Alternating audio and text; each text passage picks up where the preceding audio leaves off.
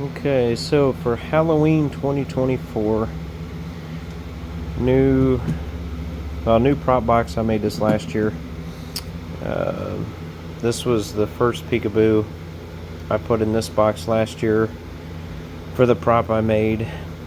This year, here's the new Picoboo for this year, running that prop over there.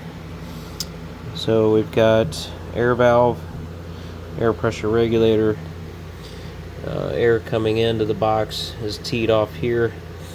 This is the air valve and the pressure regulator that feed the first original Picoboo. These two here feed this Picoboo. As usual, I dual lined the action side of this, so meaning that this side feeds electric to the valve, and then also a second line comes off of the same signal and goes out here to a plug. So if I need a LED light to stay on or off the whole time. And then the second one is just for a separate LED that I can program to come on when the scare happens. So that single one comes out to, again, another plug. So just plug and play and go. I still got to program this one.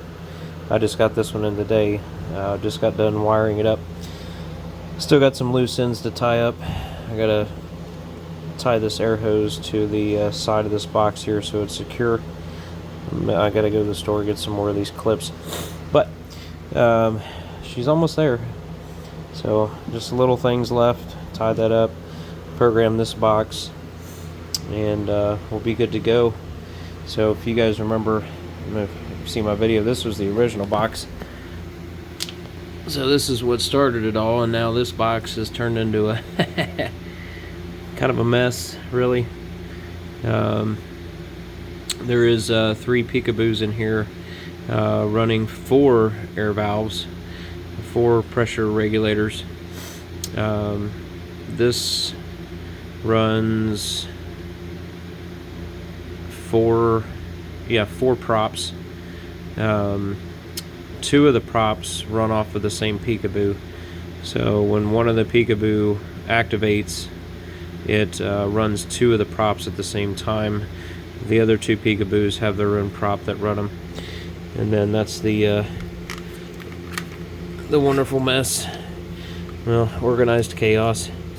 Everything's color coded, and the same thing on these plugs. They all run LED lights that either come on when the scare happens or just stay on to light up the prop.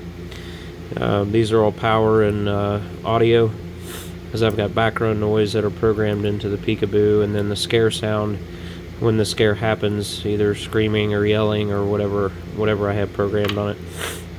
But these will go to an amplifier. 40 speakers. You know what, I take that back. There's actually 1, 2, 3, 4. There's 5 air valves. I apologize. Haha. But anyway, so that box is done and crowded and full. So this box here is probably going to do just one more next year. Another Picoboo here. And then I'll call it full on this box. And then after that, we'll build another box and then another box.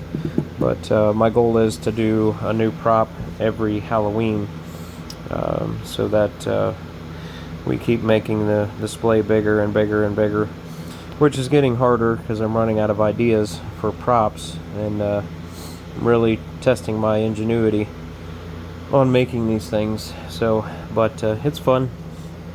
It scares a lot of people, kids and adults. But figure I'd show you what we had going on for Halloween 2024. If you guys have any questions, comments, how I hook up this stuff, let me know. Oh, I guess I'll show you.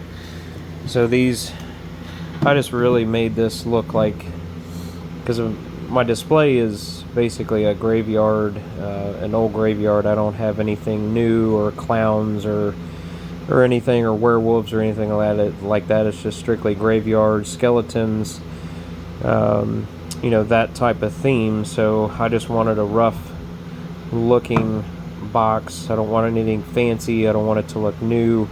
I want it to look worn and old, but these are just momentary push buttons that activate the Picoboos. So these boxes can sit on the floor out of the way, and then I've got on each one of these boxes maybe a 5-foot leader line between the control box and the Picoboo box. So same thing with this one down there. You can see the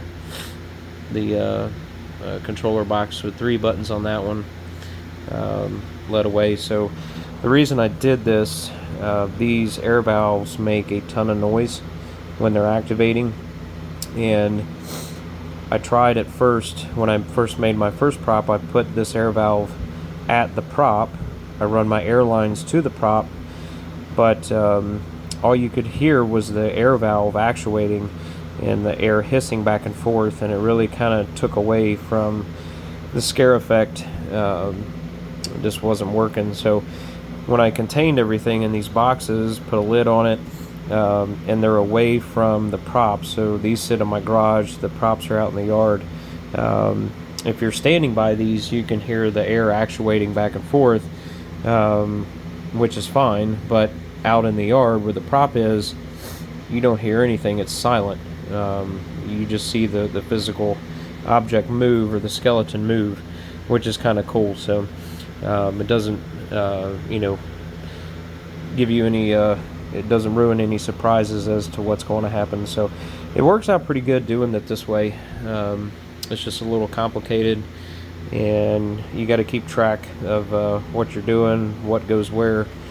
Now what I did was I learned my lesson when I built that one on the floor, to keep track of where this stuff gets hooked up, because it's fine and dandy when you hook it up for Halloween and it's ready to go, but then next year when you go to hook it back up, if you don't remember where the hell everything goes, it's kind of a pain in the butt. So on both of the lids, I took and just jotted notes as far as which prop it is, what color wires go to where.